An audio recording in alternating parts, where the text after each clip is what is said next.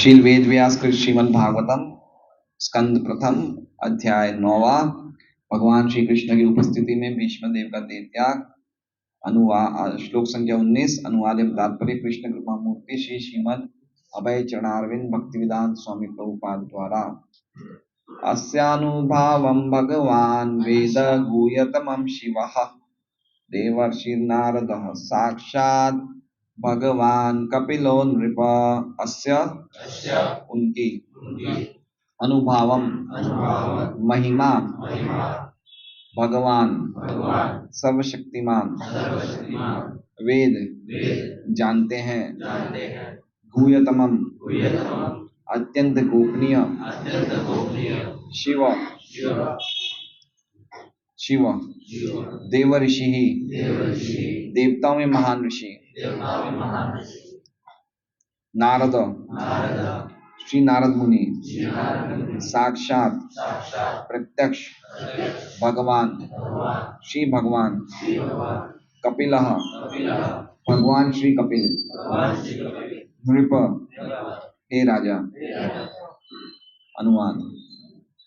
हे राजन, शिव देवर्षि श्री नारद मुनि तथा श्री भगवान के अवतार भगवान श्री कपिल,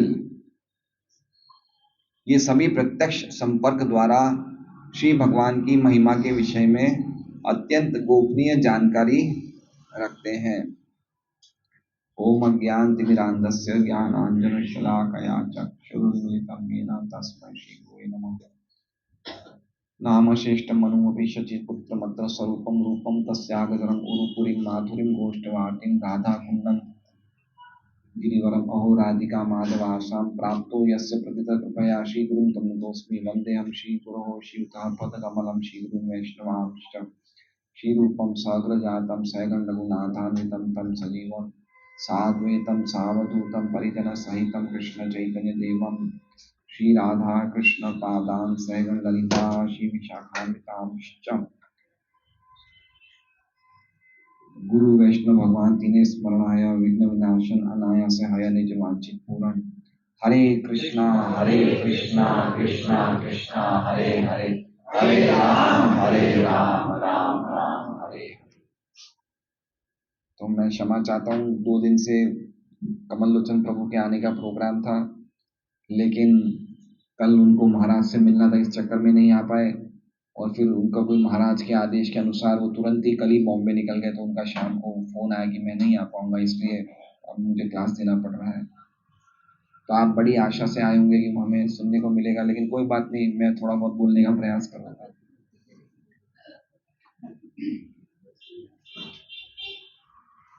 तो भीष्मदेव भगवान की महिमा के बारे में, भगवत्ता की, उनकी गुणवत्ता के बारे में बता रहे हैं। जैसे पिछले श्लोक में भगवान को 4 प्रकार से भीष्मदेव ने संबोधित किया था। क्या 4 कौन से नाम थे पता है आपको? आद्य नारायण, उमान, मोहन माया, गूढ़स्त्रति विष्णुषु, और सबसे पहला क्या नाम था? भगवान, साक्षात भगवान। तो हो सकता है अगर ये सुन के युधिष्ठिर महाराज ऐसा बोल सकते हैं कि ये तो आप बोल रहे हो, और कोई भी बोल रहा है क्या ऐसा? तो भीष्मदेव ये जवाब में बोल रहे हैं कि मैं ही नहीं जानता हूं, लेकिन मेरे अलावा अस्या मतलब कृष्ण की, अनुभावम मतलब महिमा, अनुभाव, ये पूरा जो तात्पर्य है ये अनुभाव पे ही प्रभुपाद जी ने ज्यादा जोर दिया, इसलिए अनुभाव शब्द ध्यान रखिएगा। अनुभाव का अर्थ क्या होता है? ये अगर हम भक्ति रसामृत सिंधु और श्री चैतन्य चरितमृत जब हम ध्यान से पढ़ना शुरू करेंगे, तब अनुभाव एक प्रेम के लक्षण होते हैं जो शुद्ध भक्तों में पाए जाते हैं। जैसे भाव मतलब हमारे हृदय में क्या भाव चल रहा है, और अनुभाव मतलब वो हृदय की भावनाएं जब हम अपनी क्रियाओं द्वारा प्रस्तुत करते हैं, अपने शारीरिक चेष्टाओं द्वारा उन भावनाओं को हम बताते हैं, तो क्या होता है? अनुभाव। ठीक है। जैसे हम बोलते हैं अनुगमन, किसी के पीछे अनुगमन करो। गमन मतलब चलना, अनु मतलब किसी के पीछे। तो अनुभाव मतलब भावों के पीछे शरीर की क्रियाओं को चलना। ठीक है, जैसे कैसे समझेंगे, जैसे मान लीजिए कि अगर जैसे मान लीजिए कि प्रथम अगर पढ़ाई कर रहा है स्कूल में और परीक्षाएं देता है और इसके पेपर में मार्क्स आते हैं और प्रथम प्रथम श्रेणी में ये पास होता है, तो कैसे होता है, अरे वाह पास हो गया, खुश हो गया, मैं फर्स्ट आया। तो ये क्या हुआ, उसके हृदय का भाव कैसे बाहर निकला, उसके शरीर के हाव भाव से खुश हो गया, जोर से कूदा नाचा, तो उससे क्या हो गया, उसके हृदय के भाव बाहर निकल आए। ठीक है, तो अनुभवम का एक अर्थ तो ये हुआ जिसमें प्रभुपाद जी बता रहे हैं भगवान की महिमा, और एक अर्थ ये हुआ कि भगवान की गोपनीय महिमा, मतलब अनुभव मतलब भगवान की जो मन के भाव हैं वो अपनी क्रियाओं द्वारा प्रस्तुत करते हैं। ठीक है, तो अनुभावम दोनों के लिए माना जाएगा। किन दोनों के लिए, शुद्ध भक्तों के लिए, उनके लिए भी अनुभाव शब्द आएगा, और भगवान के लिए भी, उनके लिए भी अनुभाव शब्द का प्रयोग होगा। तो जैसे हम मान लीजिए कि हमारी शादी होती है बेटी की, तो विदाई के टाइम में हमें रोना आता है ना, आता है ना रोना। तो क्या हो गया, ये हृदय की भावनाएं हम आंसुओं से बाहर निकाल रहे हैं। ठीक है, लेकिन ये अनुभाव नहीं है, ये हमारे भौतिक रिलेशन से संबंधित भावनाएं हैं, ये खाली सेंटिमेंट्स हैं। लेकिन अनुभाव शब्द तब प्रयोग किया जाता है जब ये भावनाएं हम भगवान के संबंध में इस्तेमाल करें।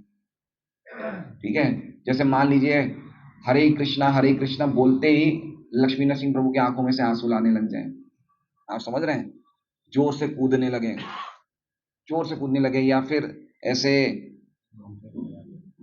पुलक रोंगटे खड़े हो जाएं, ये क्या, ये अनुभव के लक्षण है। ठीक है, इसे कहा जाता है अष्ट सात्विक विकार। 8 प्रकार के सात्विक शरीर में विकार देखे जाते हैं, पसीना आना, कंठ अवरुद्ध होना, थोड़ा सा रोना, आंखों में से आंसू निकलना, ये सब अलग अलग 8 प्रकार के विकार देखे जाते हैं शरीर में। ये तब देखे जाते हैं जब कोई भक्त भगवान की शुद्ध भक्ति में लगा रहता है, और कुछ समय के बाद ये लक्षण देखे जाते हैं, लेकिन ये लक्षणों को इमिटेशन नहीं करना है, ये लक्षण अपने आप ही आएंगे हमारी शुद्ध भक्ति करते हुए।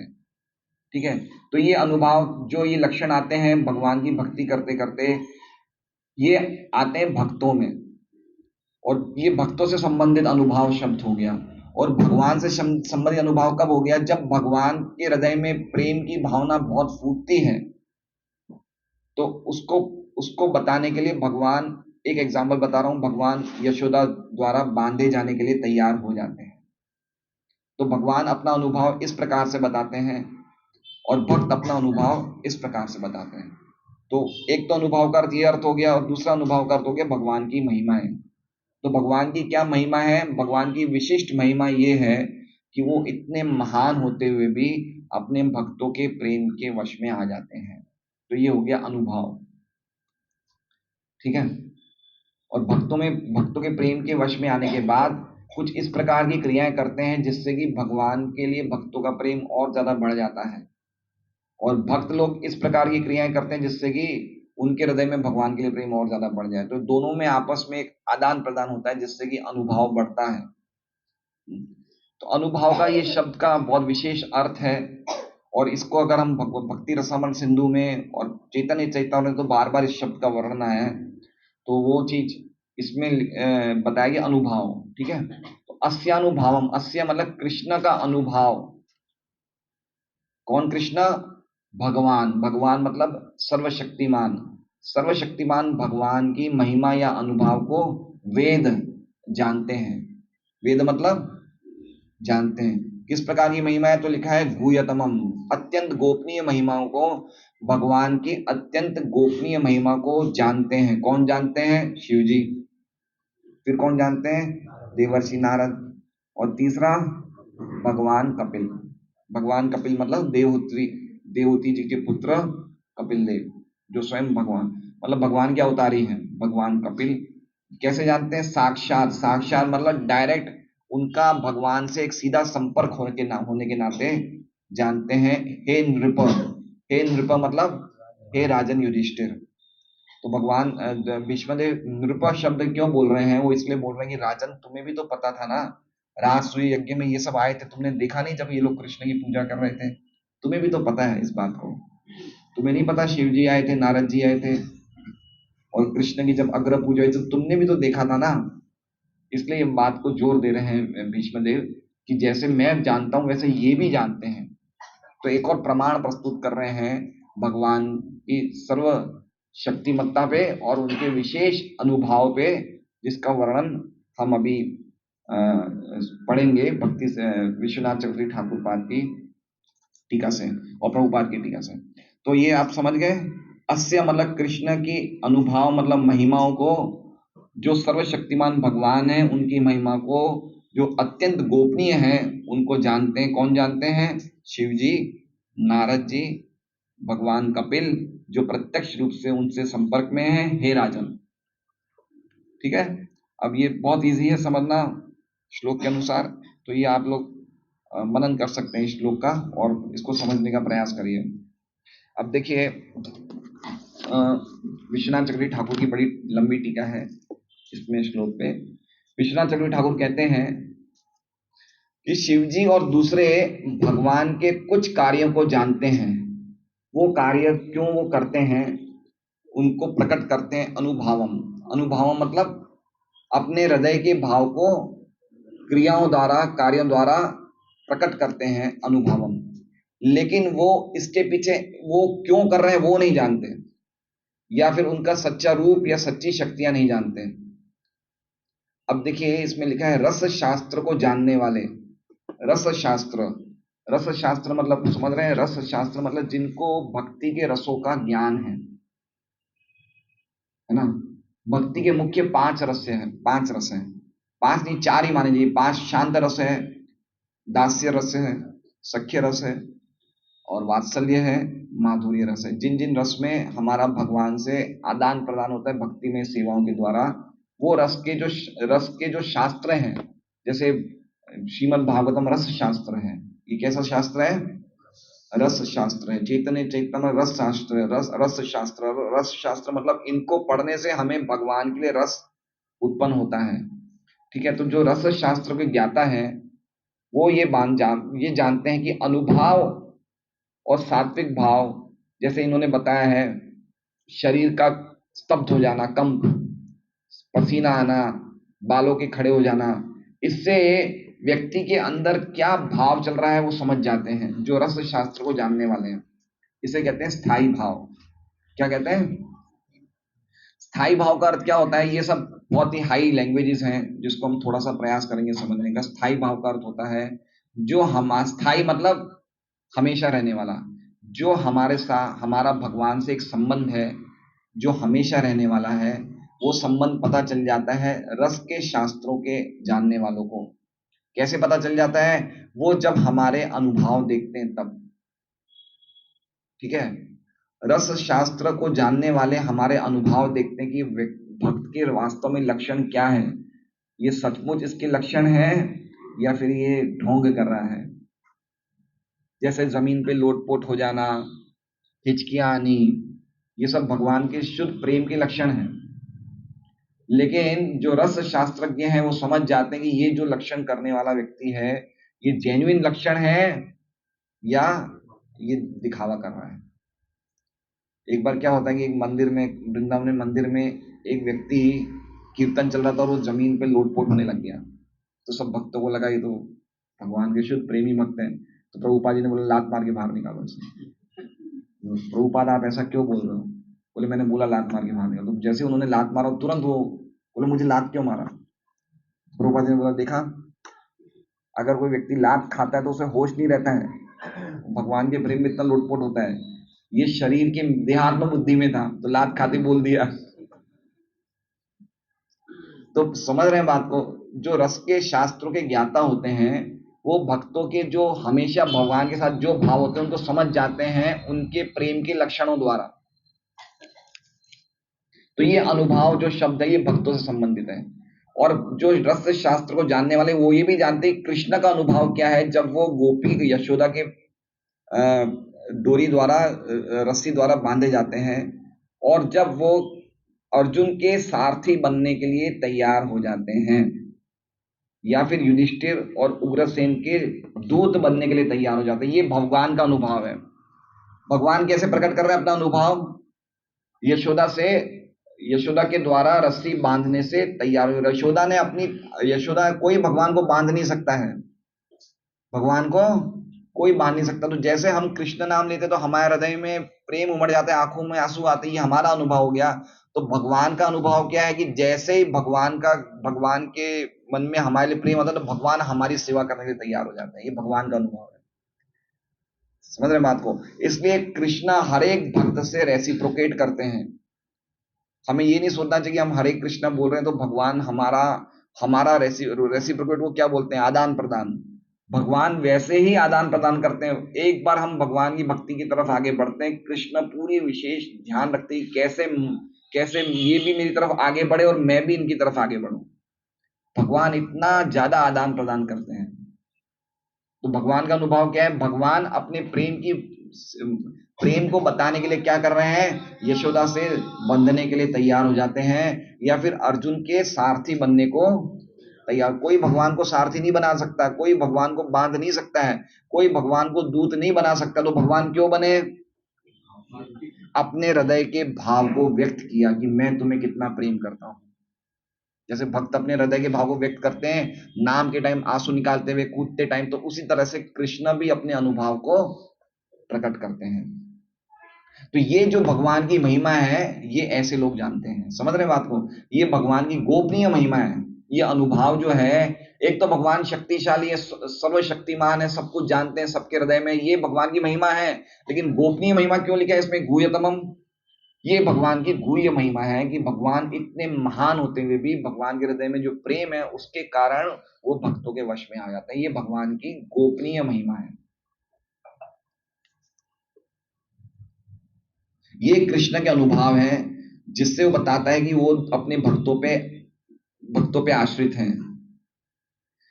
और रस को जानने वाले फिर ये भी जानते हैं कि ये क्या चीज है भगवान में, भगवान के हृदय में ऐसी क्या चीज है जो भगवान के हृदय को भी द्रवित कर देते हैं। जो भगवान पूरी दुनिया को कंट्रोल करने वाले हैं, सबके नियंत्रक हैं, लेकिन क्या हृदय में ऐसी चीज है, वो वस्तु क्या है जो भगवान को द्रवित कर देती है? वो है प्रेम। क्या है? ये प्रेम है। ये प्रेम के कारण भगवान वश में होने को तैयार हो जाते हैं और भक्त भी प्रेम के कारण भगवान का खूब हृदय से अष्ट सात्विक भाव के विकारों के सहित कीर्तन करते हैं।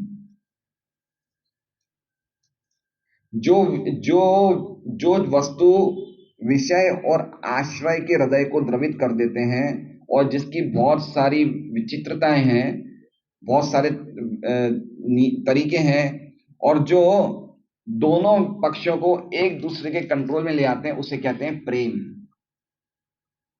भाव बता रहे ना, भाव भाव मतलब भगवान के लिए हमारा क्या भाव है, समझ रहे बात को? तो ये भाव क्या है? ये प्रेम का एक लक्षण है जो दोनों पक्ष को, विषय और आश्रय, ये सब हाई लैंग्वेजेस है, अगर हम पढ़ेंगे सब आएगा। विषय मतलब भक्त विषय मतलब कौन है? भक्तों का विषय कौन है? कृष्ण। तो विषय कौन हुए? कृष्ण। और आश्रय कौन है? जिसके हृदय में भगवान का प्रेम है। किसके हृदय में? भक्त में। तो आश्रय किसे बोलते हैं? भक्त को। विषय किसे बोलते हैं? कृष्ण को। तो एक ऐसी वस्तु है जो दोनों को, आश्रय को और विषय को, एक दूसरे से बांध देती है। वो क्या है वस्तु? वो प्रेम है। और प्रेम की भी अलग अलग वेराइटियां हैं। प्रेम की भी अलग अलग वेराइटी वो बता रहे हैं विश्वनाथ ठाकुर। भक्ति, प्रेम, राग, स्नेह, प्रणय, भाव, महाभाव। प्रेम, जैसे हमने 8 चीजें पढ़ी थी, 9 चीजें भक्ति की, अलग अलग स्टेप्स थे। कौन कौन से थे? साधु, वो कौन से हैं? श्रद्धा, आदो श्रद्धा तथा साधु संग। श्रद्धा, साधु संग, भजन क्रिया, अनर्थ निवृत्ति। पांचवा क्या है? रुचि है। अनंत की रुचि, फिर आसक्ति, है ना, एक मिस हो गया, एक निष्ठा, निष्ठा, रुचि, आसक्ति, फिर भाव, आठवां भाव, नौवां क्या है, प्रेम। लेकिन प्रेम के आगे भी बहुत सारे स्टेप्स हैं, राग, प्रणय, मान, ये और उसके आगे हैं। तो प्रेम के भी अलग अलग ये वो हैं, वेराइटीज हैं। सबसे ऊंचा है भाव, उससे ऊपर क्या है, महाभाव। वो भाव अलग है, जो प्रेम के पहले भाव है वो जो हमने पढ़ा वो अलग है।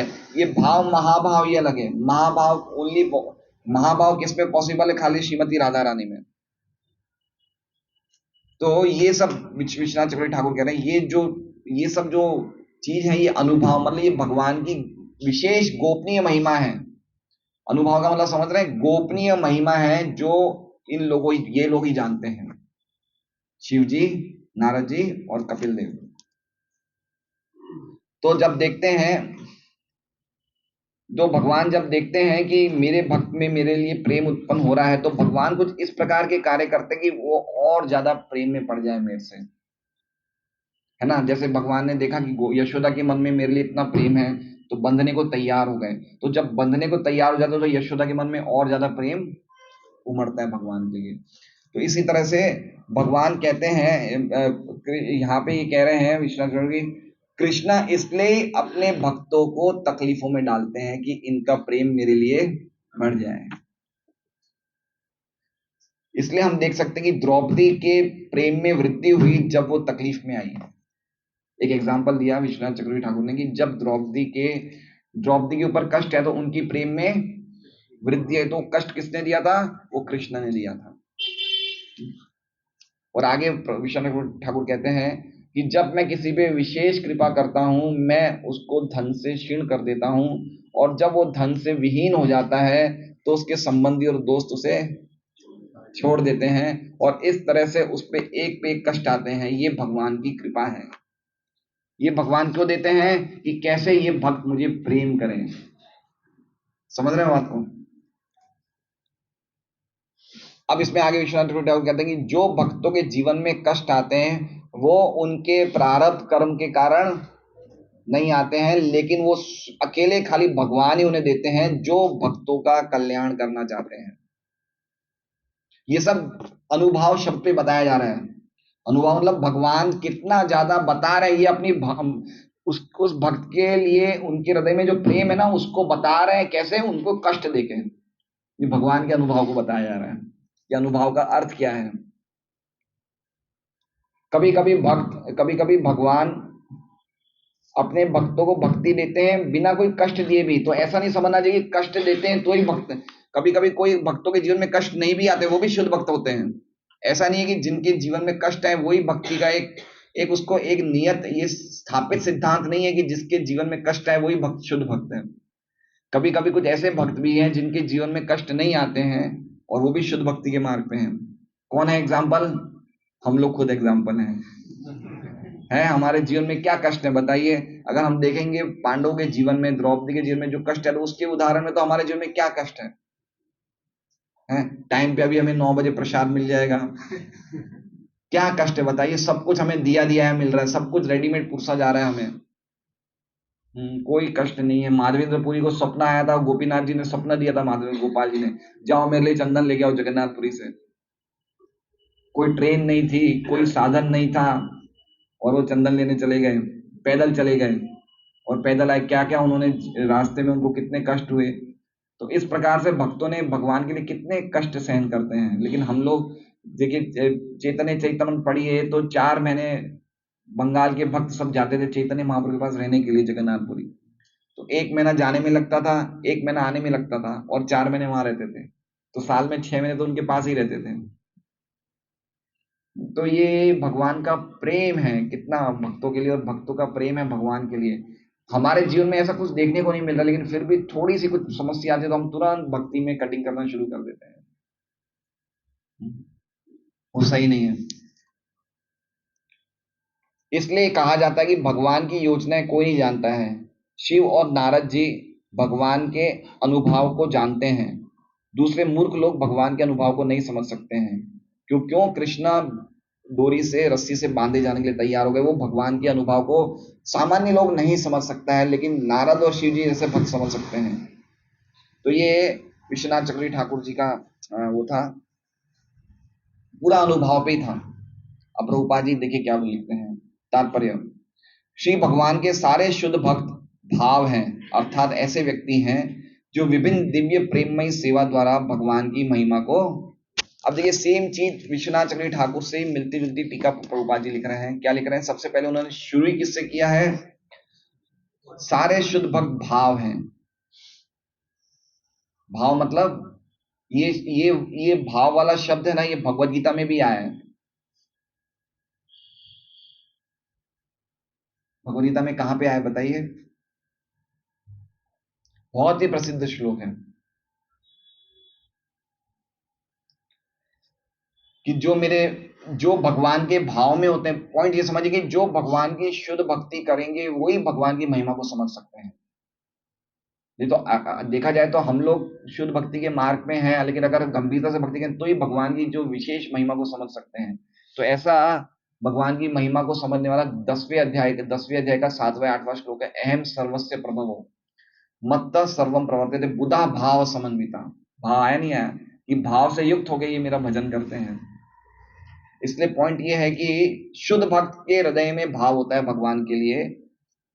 और वो भाव कैसे वो बताते हैं? विभिन्न प्रकार की दिव्य प्रेममय सेवा द्वारा भगवान की महिमा को जानते हैं। जिस प्रकार, अब ये देखिए कौन बता रहा है ये सब बातें? भीष्म बता रहे हैं। भीष्म कौन है? हमने पिछली क्लास में क्या चर्चा करी थी? वो एक ऑथोरिटी है। क्या है? हमने चर्चा करी थी कि अगर हमें किसी को मानना ही है तो अच्छी ऑथोरिटी को क्यों नहीं माने, ये चर्चा करी थी हमने। तो ऑथोरिटी को मानना मतलब क्या हुआ कि ऑथोरिटी जो बोले वो करना चाहिए। आप पॉइंट समझ रहे हैं बात को? ऑथोरिटी को लांघना नहीं चाहिए।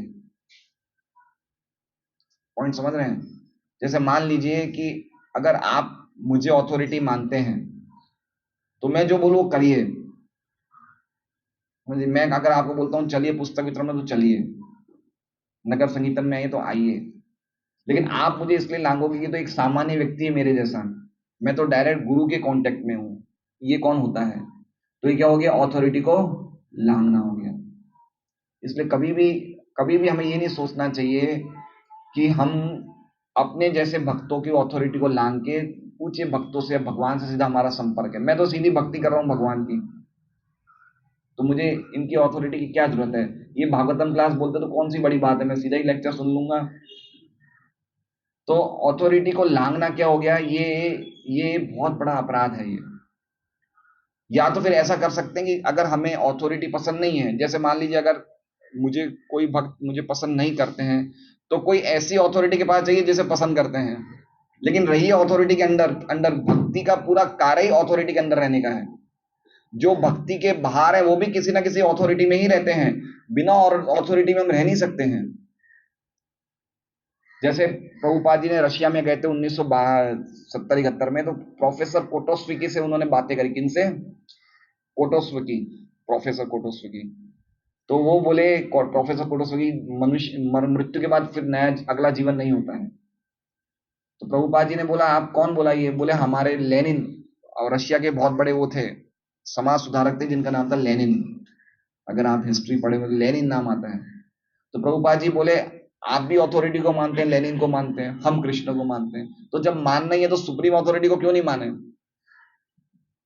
तो पॉइंट ये कि हर व्यक्ति, चाहे वो भक्ति में है चाहे वो भक्ति में नहीं है, उसे कोई ना कोई अथॉरिटी को मानना होता है। अगर हम नहीं मानेंगे तो हमारा कल्याण नहीं होगा। तो पॉइंट यही है, अगर हम कुछ बात बोलते हैं तो हमें सुननी चाहिए, हमारी अथॉरिटी की बात सुननी चाहिए। और अगर हमारी उस अथॉरिटी पे श्रद्धा नहीं है तो कोई दूसरे दूसरे उसके पास जाना चाहिए, भक्त के पास, जिसमें हमारी श्रद्धा हो, लेकिन रहना चाहिए अथॉरिटी में, वो सबसे अच्छा है। और मुझे तो बिल्कुल दुख भी नहीं होगा कोई आप लोग जाएंगे बोले प्रभु जी हमें आपके अंडर में अच्छा नहीं लग रहा है, हमें तो ये भक्त, मैं बहुत खुश हूँ। भैया जाइए, आप जहां आपकी भक्ति में प्रगति हो वहां जाइए, मेरे हृदय में बिल्कुल भी कष्ट नहीं होगा। लेकिन कोई ना कोई अथॉरिटी को मानना पड़ेगा। पॉइंट ये है, हम भी कोई अथॉरिटी को मानते हैं, हम सीधा गुरु महाराज के पास नहीं जाते, हमारे ऊपर भी कोई अथॉरिटी है, उनके ऊपर गुरु महाराज है, गुरु महाराज के ऊपर प्रभुपाद जी, प्रभुपाद जी ऊपर भक्ति सिद्धांत। ऐसे अथॉरिटी से सेवा कृष्ण तक पहुंचती है। कृष्ण कोई ऐसे नहीं है कि हम डायरेक्ट कुछ बोलेंगे कृष्ण स्वीकार कर लेंगे। तो ये बात समझनी चाहिए ऑथोरिटी का अर्थ क्या होता है। तो जब कोई ऑथोरिटी बोलते हैं तो उनके हृदय की श्रद्धा और उनके भाव सुनने वाले पे ट्रांसफर हो जाते हैं। तो भीष्म शुद्ध भक्त बोल रहे हैं, तो जब हम भीष्म जैसे ऑथोरिटी से सुनेंगे तो उनकी श्रद्धा, प्रभुपाद जी फॉरेन में गए तो इतने सारे भक्त क्यों बने? क्योंकि प्रभुपाद जी के हृदय के भाव, प्रभुपाद जी के हृदय की श्रद्धा तुरंत उन लोगों पे ट्रांसफर हो गई।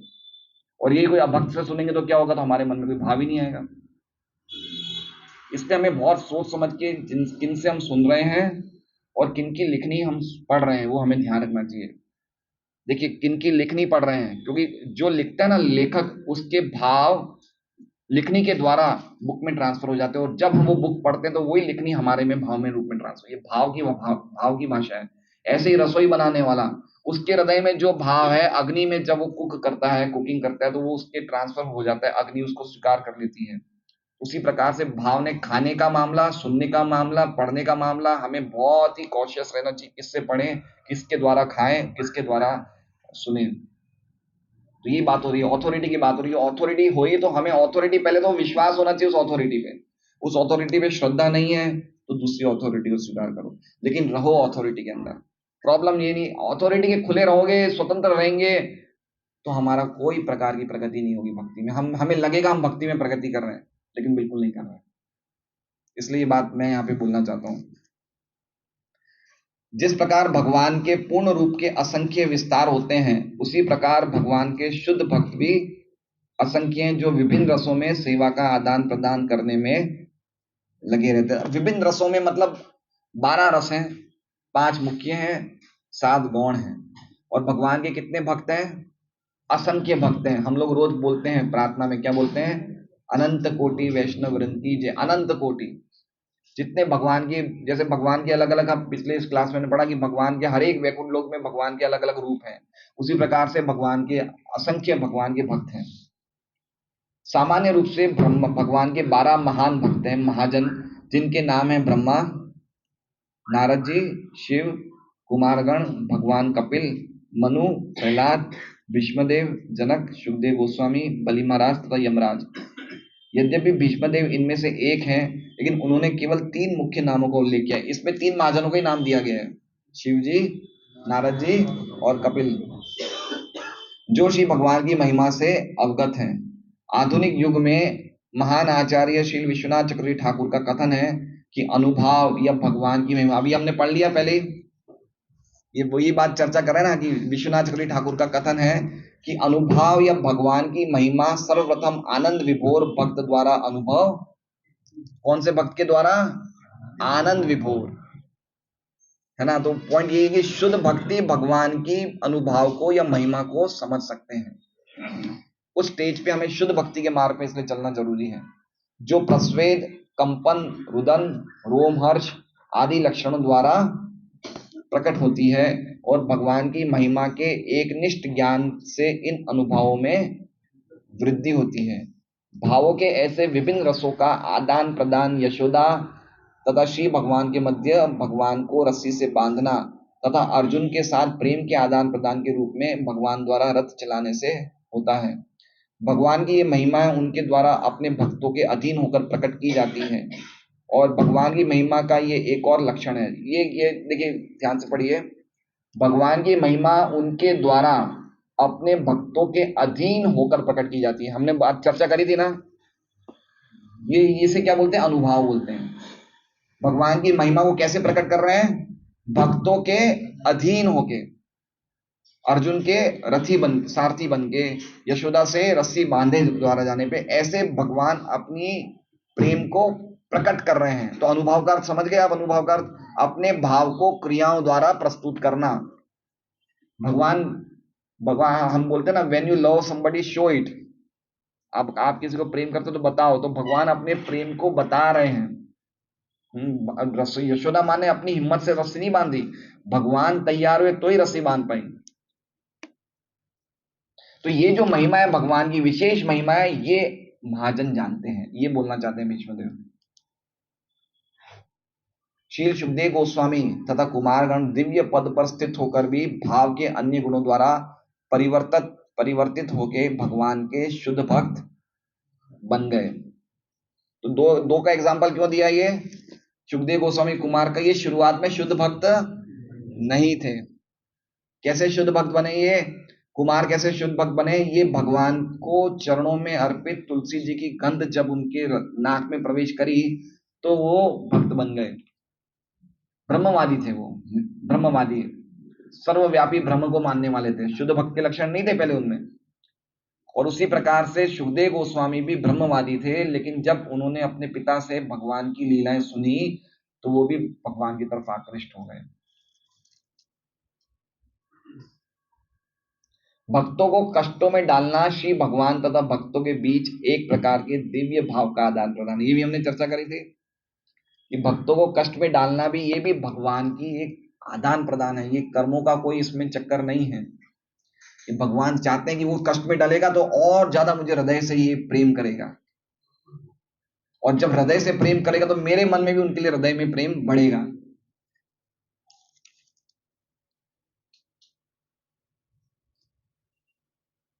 श्री भगवान कहते हैं, मैं अपने भक्त को संकट में डालता हूं और इस प्रकार मेरे साथ दिव्य भाव के आदान प्रदान से भक्त अधिक शुद्ध होता है।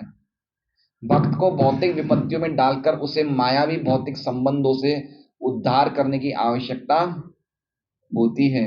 ये भौतिक संबंध भौतिक भोग के आदान प्रदान पर आधारित है और ये भोग भौतिक साधनों पर निर्भर है। देखिए, एक पूरे भौतिक जगत का एक डेफिनेशन बता दिए। क्या बताया? भौतिक संबंध किस पे आधारित है? भौतिक संबंध भौतिक भोग के आदान प्रदान पर आधारित है। जिस व्यक्ति को जिससे भोग मिल रहा है उतना उसके संबंध गहरे हैं।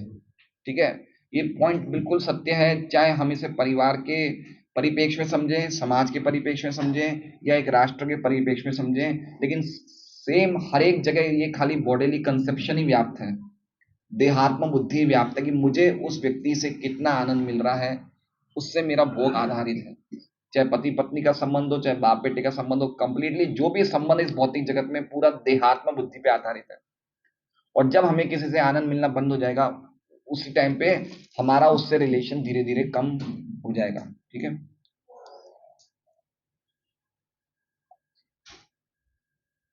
जैसे हम देख सकते हैं घर में कोई बहुत वृद्ध होता है, हम समझते हैं अभी कोई काम का रहा नहीं है तो हमारा उससे रिलेशन कम हो जाएगा। पहले वो बिल्कुल चुस्त था तो हम पूरी बात मानते थे, सुनते थे, समझे? जिससे हमें जितना भोग मिल रहा है उसके हिसाब से हमारे रिलेशंस डेवलप होते हैं। तो भगवान क्या चाहते हैं? भगवान ऐसा क्यों बोल रहे हैं, ऐसा मतलब प्रभुपाद जी ऐसा क्यों बोल रहे हैं कि कभी कभी भक्तों के जीवन में कुछ ऐसी ऐसी बातें आती हैं, जैसे मान लीजिए भक्त भक्ति में प्रगति कर रहा है, लेकिन कुछ उसके ऐसे अटैचमेंट हैं, कुछ ऐसी आसक्ति हैं जो अपने बल से वो निकाल नहीं पा रहा है। आप समझे बात को? किसका एग्जाम्पल देंगे हम? नारद जी का। अपनी माँ से वो थोड़े से लिप्त थे, याद है? तो भगवान ने क्या किया? सांप के द्वारा माँ को कटवा दिया, है ना? तो नारद जी गंभीरता से भगवान की तरफ आ रहे थे, लेकिन वो माँ के स्नेह में लिप्त थे और उसको अपने बल से तोड़ नहीं पा रहे थे, उस स्नेह के बंधन को। तो भगवान ने व्यवस्था कर दी। तो उसी प्रकार से कुछ भक्त ऐसे होते हैं जो गंभीरता से भक्ति करना चाह रहे हैं, लेकिन कुछ ऐसे आसक्ति के चेन्स हैं, कुछ ऐसी साकड़ियां हैं जिसको वो तोड़ नहीं पा रहे हैं, तो भगवान कृपा करके तोड़ देते। लेकिन उनके मन में भावना होनी चाहिए तोड़वाने की। भक्त के हृदय में भावना होनी चाहिए कि मुझे इससे बाहर निकलना है, तो भगवान हेल्प करेंगे। हम खुद ही मस्त मौजी बैठे हैं तो भी भगवान हेल्प नहीं करेंगे। बहुत ही गंभीर बात है। देखिए प्रभुपाद जी तात्पर्य में कितनी बड़ी बात बोल रहे हैं, बहुत गंभीर बात बोल रहे हैं प्रभुपाद जी कि भगवान उसी को हेल्प करते जो वास्तव में उनके पास आने के लिए प्रयास कर रहा है ना।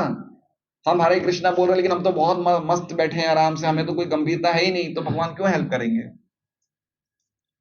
God helps those who helps themselves, जो अपनी खुद की प्रयास करते हैं तो भगवान उसकी मदद करते हैं। आपने एक बहुत अच्छी स्टोरी है, आप पढ़ सकते हैं, उसका इंग्लिश भी है, रशिया में भक्तों का संघर्ष। उसके इंग्लिश में बुक है सॉल्टेड ब्रेड, शायद हिंदी में शब्द है नमकीन रोटी, नमकीन डबल रोटी, नमक डबल रोटी। उसमें बताया कि रशिया में भक्त लोग को, रशिया की कम्युनिस्ट सरकार थी, भक्तों को महामंत्र का जप नहीं करने देती थी, जेल में डाल देती थी। भक्तों की मालाएं छीन ली। तो भक्त भक्त खाने को क्या देते थे वो लोग? डबल रोटी और नमक। क्या देते थे? ब्रेड और नमक। है, पढ़ी आपने?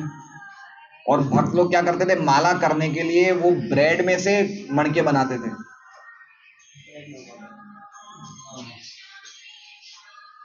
उनको उनको मारा जाता था, लेकिन ये उनकी उनकी भगवान के पास जाने की क्या हृदय से इच्छा थी, बताइए क्या कष्ट हुए उन्हें पता। जेल में उनकी माला खींच ली गई, उन्होंने ब्रेड के टुकड़ों से अपनी मालाएं बनाई, और जब वो माला करते तो उनको रीढ़ की हड्डी में मारा जाता, रीढ़ की हड्डियां उनकी टूट गई। देखा आपने क्या कष्ट सहन किए उन्होंने, क्या जबरदस्त कष्ट सहन किए। तो ये भगवान की योजना है, कैसे ज्यादा और ज्यादा गंभीर हो जिससे कि भगवान के पास वो आ सके। तो वही मैं कह रहा हूं, हमें ऐसे कष्ट नहीं मिले हैं, तो हमें बिना कष्ट के भगवान की और ज्यादा हृदय से भक्ति करनी चाहिए ना, कि हमें सब सुविधाएं हैं, आए दिन महाराज आते हैं, सीनियर डिवोटी आते हैं, सुनने को मिलता है, सत्संग मिल रहा है, तो हम लोग को कितना सुविधाएं मिल रही है, लेकिन उसका हम फायदा नहीं उठा रहे हैं। अतः जब भगवान इन भौतिक साधनों को छीन लेते हैं, तब भक्त श्री भगवान की दिव्य प्रेम में सेवा की ओर 100% आकृष्ट होता है। इस प्रकार भगवान पतित आत्मा को संसार के दलदल से बाहर निकालते हैं। तो हम लोग कौन है, सब हमारा क्या शब्द बता रहे हैं, हम सब पतित आत्मा हैं। पतित आत्मा, पतित मतलब गिरे हुए, हम लोग सब गिरे हुए हैं। अभी हम लोग उठ गए हैं, बाकी तो क्या स्थिति में हम लोग थे, और कैसे ना कैसे कृष्ण यही प्लानिंग करते हैं कि कैसे इसको बाहर निकाला जाए, यही प्लानिंग कर रही है। ये भगवान का अनुभव है, ये भगवान की महिमा है।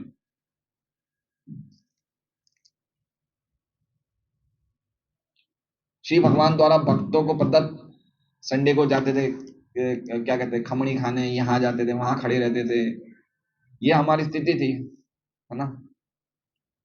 तो क्या हम लोग सब दलदल में थे, और करोड़ों जन्मों से, अनंत अनंत जन्मों से हम लोग दलदल में ही घूमते आ रहे हैं, लेकिन अब हम निकल गए हैं बाहर भगवान की कृपा से। श्री भगवान द्वारा भक्तों को प्रदत्त विपत्तियों पाप कर्मों से उत्पन्न विपत्तियों से भिन्न होती है। यही चीज लिखी इन्होंने भी, रूपा जी ने, कि भगवान भक्तों के जीवन में जो विपत्तियां आती है वो उनके पाप कर्मों के कारण नहीं आ रही, लेकिन भगवान के द्वारा प्रदत्त है। श्री भगवान की समस्त महिमाएं ब्रह्मा, शिव, नारद मुनि, भगवान कपिल, कुमार तथा भीष्म देव जैसे महाजनों को विशेष रूप से पता रहती है, जैसा कि ऊपर उल्लेख हो चुका है, और मनुष्य उनकी कृपा से ही इन्हें ग्रहण करने में समर्थ होता है। तो इन महाजनों की कृपा से ही हम भगवान की महिमा को समझ सकते हैं। हरे कृष्णा। श्रीमद् भागवतम की जय। वांछा कल्पतरुभ्यश्च कृपा सिंधुभ्यो पतितानां पावनेभ्यो वैष्णवेभ्यो। तो आप सबको बहुत बहुत धन्यवाद। मुझे क्लास देने के लिए खूब बहुत तैयारी करनी पड़ती है, और अच्छी तरह मैं समझ पाता हूँ श्लोक को। खुद रीडिंग करता तो इतनी अच्छी तरह मैं श्लोक को नहीं समझ पाया, तो आप लोग मुझे अवसर दे रहे हैं अच्छी तरह पढ़ने के लिए। ये भगवान की बहुत विशेष अनुभव है, महिमा है। हरे कृष्णा।